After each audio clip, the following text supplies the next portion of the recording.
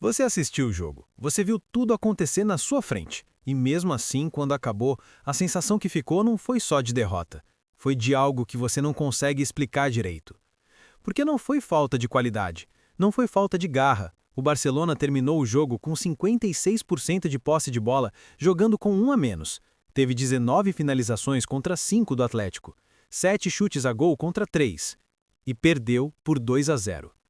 Como um time que dominou estatisticamente o jogo, jogando com um a menos, repito, saiu do Camp Nou com 2 derrotas seguidas para o mesmo adversário nas quartas da Champions, pela terceira temporada seguida enfrentando esse tipo de situação?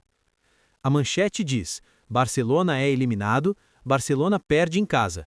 Mas o que está por trás disso é muito mais sério. É um padrão, é um problema estrutural que nenhuma escalação, nenhuma contratação e nenhum sistema tático resolve sozinho. E é exatamente isso que a gente vai dissecar agora. Fala galera, se você chegou aqui depois do apito final ainda com aquele gosto amargo na boca, seja você torcedor do Barça ou só um apaixonado por Champions League, esse vídeo é para você. A gente não vai repetir o que todo mundo já está falando, a gente vai ir fundo, no erro que se repete há 3 temporadas, na decisão de um zagueiro que mudou o rumo da partida, na polêmica da arbitragem que foi real, mas não explica o resultado, na coragem do Flick que ninguém está dando crédito e no que esse 2-0 significa de verdade para o jogo da volta em Madrid. Se você gosta de futebol além da manchete, já se inscreve no canal. Aqui a gente analisa o jogo de verdade, sem clubismo e sem exagero. Bora! Olha, antes de falar do Cubarsí, da expulsão e da arbitragem, precisa ser dito que o primeiro tempo começou bem diferente do que o resultado sugere. Os dois times foram para cima desde o início. Foi uma trocação real. O Barcelona criou, o Atlético também respondeu. Lamine Yamal estava num nível absurdo. A gente vai chegar nele com calma. E teve até assistência para um gol do Rashford, que foi anulado por impedimento do camisa 10. Ou seja, o primeiro tempo estava se desenhando como exatamente o tipo de jogo que o Flick pretendia. Aberto, intenso, com o Barcelona usando a velocidade nas pontas e o Atlético na trocação. Até que tudo mudou em um único lance. Um lance que não devia ter acontecido e que, quando você vê o contexto completo, fica ainda mais difícil de engolir. Porque aqui está o que muita gente não percebe. Esse lance não foi azar. Esse lance já aconteceu antes, mais de uma vez, e pelo mesmo time. A questão é a seguinte, e precisa ser dita com toda clareza, sem piedade. Em 3 temporadas seguidas, um zagueiro do Barcelona cometeu uma falta desnecessária perto da área em uma situação de mata-mata da Champions, resultando em expulsão direta. 3 vezes, seguidas. Hoje foi o Cubarsí. No ano passado, em mata-mata, o próprio Cubarsí já tinha sido expulso, só que naquela vez o adversário era o Benfica, um time bem mais limitado, e o Barcelona conseguiu segurar o resultado e avançar. O zagueiro saiu sem pagar o preço por um erro, e quando você não paga o preço por um erro, o erro não vira aprendizado. Hoje o adversário era o Atlético de Madrid, nas quartas da Champions, e o preço foi cobrado com juros. Juliano Simeone estava perto da área. Cubarsí era o último homem. João Garcia estava ali, excelente goleiro num duelo individual. Fazer o pênalti, pela regra modificada, seria muito menos prejudicial do que a expulsão. O Cubarsí escolheu a pior das opções por afobação pura. E aí vem a pergunta que todo mundo devia estar fazendo. Por que isso continua acontecendo? Não é questão de sistema tático, não é culpa da linha alta do Flick. É um problema de preparo psicológico, de treinamento de situação de jogo, de cultura dentro do clube. Quando um padrão de erro se repete em 3 temporadas diferentes, com jogadores diferentes, em situações parecidas, isso é um sinal que precisa ser tratado como prioridade no dia a dia de treino. Pensa assim, se um funcionário da sua empresa comete o mesmo tipo de erro 3 anos seguidos, em momentos críticos, o problema não é só o funcionário, é o processo, é o ambiente, é a forma como a situação é preparada e treinada. O Barcelona precisa olhar para isso com seriedade, porque o custo está sendo eliminação em Champions. Com um a menos, tudo muda, e o Atlético foi cirúrgico. Juliano Álvarez cobra a falta com categoria absurda. Golaço, 1-0. E o Camp Nou, que estava fervilhando, de repente esfria. No segundo tempo, Simeone fez o que Simeone sabe fazer melhor do que ninguém. Sentou na vantagem, parou de atacar, fechou os espaços, deixou o Barcelona bater cabeça. E aí aparece o ponto que resume a fragilidade defensiva do Barça nessa temporada. Sorloth girou como quis na frente do Gerard Martin. Martin fez uma partida aceitável, isso precisa ser reconhecido. Ele jogou bem dentro das suas limitações, mas as limitações existem, e um centroavante físico, pesado, experiente como Sorloth é exatamente o tipo de jogador que expõe essas limitações da forma mais cruel possível. 2-0, jogo fechado. Posse de bola, Barça, com 10, 56%. Finalizações Barça, 19. Finalizações Atlético, 5. Chutes a gol Barça, 7. Esses números dizem muito, um time que mesmo com um jogador a menos, dominou estatisticamente o adversário. Isso tem uma leitura positiva, o sistema do Flick é resiliente, o elenco não desistiu. Mas tem também uma leitura preocupante. Com toda essa superioridade numérica, o Barcelona não conseguiu converter, e em Champions você paga pelo que desperdiça. Agora, sobre a arbitragem, porque esse assunto precisa ser tratado com honestidade. Sim, foi pênalti, claro. Pubil faz a mão na área, dentro da área, e o arbitrave estava na posição para ver, e não deu. Um árbitro de Champions não pode se dar ao luxo de errar num lance assim, especialmente porque esse tipo de erro já aconteceu em mata-matas anteriores da competição. Lembra do Aston Villa contra a Atalanta no ano passado? Pênalti marcado corretamente num lance de desatenção parecido, e o Aston Villa acabou sendo eliminado. 2 anos atrás, Gabriel Magalhães fez a mesma coisa que Pubil. Segurou com o braço dentro da área, o árbitro não deu pênalti para o Bayern e houve uma polêmica enorme na época. Então, o padrão de arbitragem nesses lances é irregular. A reclamação do Barcelona é legítima. Mas aqui está o que muita gente não quer ouvir.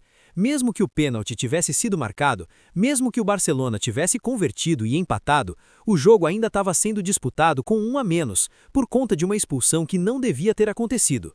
O árbitro errou e o Cubarsí também errou. As duas coisas são verdade ao mesmo tempo.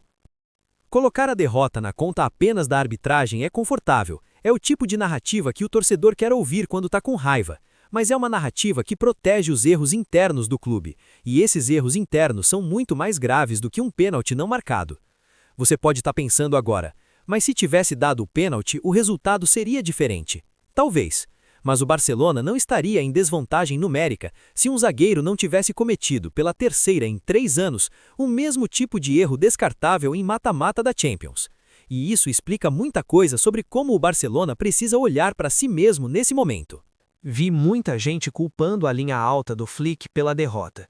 E preciso falar sobre isso, porque é um erro de análise que aparece sempre que o Barcelona perde. Olha, a linha alta não é uma invenção do Flick. O Barcelona jogou assim na maior parte de sua história. É parte da identidade tática do clube, e esse sistema deu muito mais certo do que errado ao longo dos anos. Lembra do Valverde? Quando o time abaixou as linhas, ficou mais recuado, tentou ser mais seguro, foi exatamente nesse período que o Barcelona tomou uma virada de 4-0 do Liverpool, sem Salah, sem Firmino, num dos lances de desatenção mais icônicos do futebol moderno. Um escanteio batido rápido, sem ninguém prestando atenção, e o time todo parado olhando. Baixar a linha não elimina o erro humano. O problema do Barcelona hoje não é o sistema tático, é a ausência de liderança experiente na defesa desde que Íñigo Martínez saiu. Quando você tira um zagueiro que comanda a linha, que grita, que posiciona os companheiros, que tem experiência de mata-mata e substitui por jovens talentosos, mas inexperientes, o efeito não fica só no zagueiro, ele contamina os laterais. Condé e Baldé, que na temporada passada eram consistentes, estão visivelmente abaixo nessa temporada. Não é coincidência. É aqui que a história muda.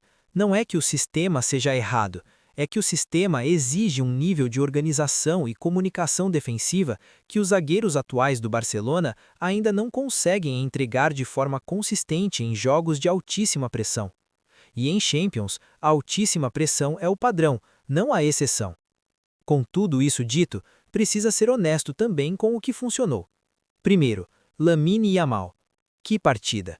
O menino estava em outro nível. Deu trabalho absurdo para a defesa do Atlético durante os 90 minutos. Teve assistência para um gol do Rashford, que foi anulado por impedimento do próprio Yamal, o que é quase injusto porque era uma jogada linda. Os defensores do Atlético devem ter saído do campo aliviados por não precisarem mais marcar esse garoto. Pensa bem no que significa isso. Com 17, 18 anos, em quartas de final da Champions, jogando com o time com um a menos, contra um sistema defensivo tão intenso do futebol europeu, Lamine Yamal foi o melhor jogador em campo. Isso não é pouca coisa, isso é histórico. Segundo, Hansi Flick. Numa situação em que todo treinador recuaria, jogaria na retranca, tentaria segurar o 1-0 para levar para a volta, Flick fez substituições ofensivas, arriscou, não recuou. Foi corajoso até no limite. Se tivesse dado um empate, estaríamos falando dele como um dos grandes estrategistas da temporada. Não deu, mas a atitude importa, porque revela uma filosofia de jogo que não muda por pressão, que não recua por medo. E isso, no longo prazo, é o que constrói times campeões. O torcedor precisa entender que um treinador que mantém sua identidade mesmo na adversidade é mais valioso do que um que muda de sistema a cada derrota. Flick errou? Talvez, mas ele não traiu o que acredita. Agora vem a pergunta que todo mundo quer responder.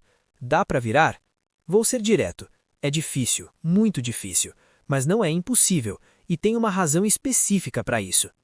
O Atlético de Madrid com vantagem de 2-0, jogando em casa, no Metropolitano, na volta de uma quartas de final de Champions, vai sentar, vai fechar o jogo, vai esperar o Barcelona atacar e vai tentar matar no contragolpe. Esse é o Simeone que todo mundo conhece. E aqui está o detalhe. Diego Simeone nunca perdeu em casa num mata-mata de Champions. Nunca. É um dado histórico que pesa muito. Não é mística. É consistência de um treinador que sabe exatamente como preparar uma equipe para defender uma vantagem dentro de casa. Então o Barcelona vai precisar fazer algo que raramente consegue: entrar em campo, no Metropolitano, num ambiente hostil, precisando de 2 gols ou mais de diferença, contra uma defesa que é a especialidade do time adversário, e manter a cabeça fria durante 90 minutos. Sem Juan Araújo, que tem um histórico recente de falhas em jogos decisivos de Champions desde a famosa virada do PSG há 2 anos, o nível de confiança defensiva na volta vai ser testado desde o primeiro minuto, e o Atlético vai usar isso. Mas, e esse é o único mas real, o Barcelona teve 19 finalizações com 1 a menos. Se tiver 11 em campo na volta, em boas condições, com o Flick sem precisar segurar o resultado, o potencial ofensivo é enorme. Ou vai ser uma eliminação esperada, ou vai ser uma das remontadas mais épicas da história recente da Champions. Não tem meio termo, e é exatamente por isso que o jogo da volta vai ser obrigatório. Então é isso, galera.